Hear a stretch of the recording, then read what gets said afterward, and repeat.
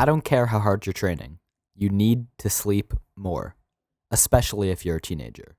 Let's break down sleep, how it affects health and muscle growth, how much you actually need, and how to fix your sleep schedule. First, sleep is essential, regardless of your muscle building goals. Your brain, hormones, and bones are all still growing. Sleep is when your body actually does the growing, and most growth hormones are released during deep sleep, especially in the first half of the night. So if you sleep less, you'll ultimately be shorter. Consistent sleep restriction can mess up all of those essential processes, as well as learning ability, mood, and impulse control. Though, I'm not here to fearmonger. One bad night isn't going to ruin your life, but chronic sleep deprivation can worsen it. Whatever. Let's focus on the muscle growth. Sleep benefits muscle growth in two main ways. 1. Hormones. Sleep loss lowers testosterone and growth hormone, your most anabolic hormones, and raises cortisol. Cortisol isn't always bad, but having it chronically elevated isn't great. All in all, this is bad news for hypertrophy. The second way sleep helps muscle growth is through protein synthesis. Your muscles repair and grow the most while you sleep. Less sleep equals less muscle protein synthesis, even if your training and diet are perfect. Basically, sleep is the best form of recovery and growth. Not getting your sleep is the equivalent of throwing your diamonds into the void. If you're cutting sleep short, you are also increasing body fat, reducing strength, coordination, as well as motivation. As anyone who's ever tried to push through a tired session on an energy drink knows, my personal favorite being Orange Monster, the lift just isn't the same. Also, if you're wondering about energy drinks and artificial sweeteners in general, don't worry, that video is coming soon. But I got off track. The main point is that sleep is about as important as it gets. That begs the question, how much sleep do you actually need? For anybody under 20, I'd recommend 8 to 9 hours per night, with at least a quarter of that time being in the N3 stage. Let me nerd out for a second and explain what that means. There are two types of sleep, non-REM and REM, and most people know that. What's less known is that non-REM sleep is actually broken up into 3 categories, N1, 2, and 3. N1, also known as sleep onset latency, is the shallowest form of sleep, where you transition from being awake to being asleep. Then there's N2, where your muscles start to relax, and then N3, usually starting about 40 minutes after the start of N1, where your brain processes slow and you get the most restorative sleep. But don't think it's just N1, 2, 3 REM and then done. This process is just one cycle, taking about an hour and a half to 2 hours, which you'll then repeat 4 to 6 times in a night.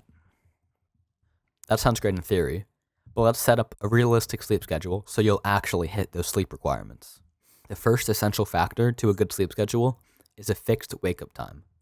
My recommendation for perfect gains is to wake up at the same time every day, even weekends, to anchor your circadian rhythm. But honestly, that sucks, and I hate it, and the last thing I want to do is wake up at 6:30 on a Saturday morning. So, I don't, but I recognize it's not optimal.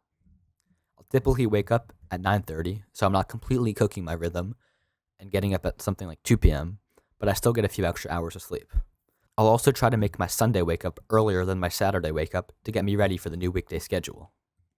The second step to a good night of sleep, and if you listen to any Huberman, you know this, is to get 5 to 30 minutes of sunlight, depending on the cloudiness, right when you wake up.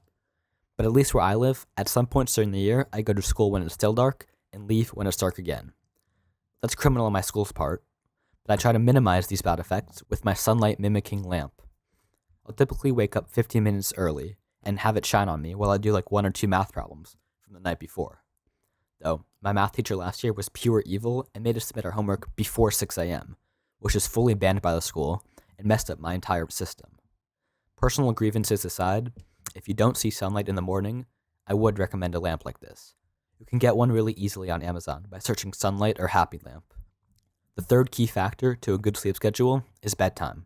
This one's pretty simple. Just go to bed 8 to 9 hours before you have to wake up. The fourth thing is pretty hard, specifically for me.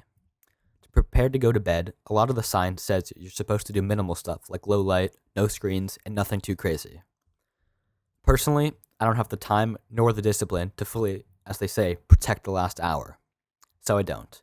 I again recognize that's not great, but what I do and what works for me is just read the last half hour before I go to sleep and then call it a day.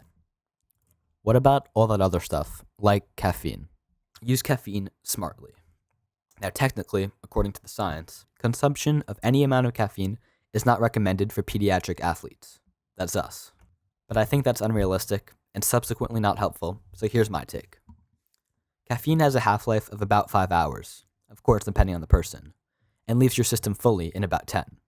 Even if you can fall asleep fine, if you have some caffeine still left in you, your sleep quality is still cooked. Because of that, I wouldn't recommend caffeine after the noon to 1 period, which is probably about 10 hours before you go to sleep. But, as I'm sure you all know, I'm not perfect, and sometimes I need a little something. If it's after school and I'm about to hit a lift, I'll drink something with a little bit of caffeine, like a Diet Coke, but not a full-blown energy drink. I save those as mini treats for my weekend lifts when I can lift earlier in the day. Another thing to improve sleep quality is a cool room. A slightly cooler room has been shown to improve sleep depth, and I just find it more enjoyable to be all warm under the covers. Another thing, no alcohol.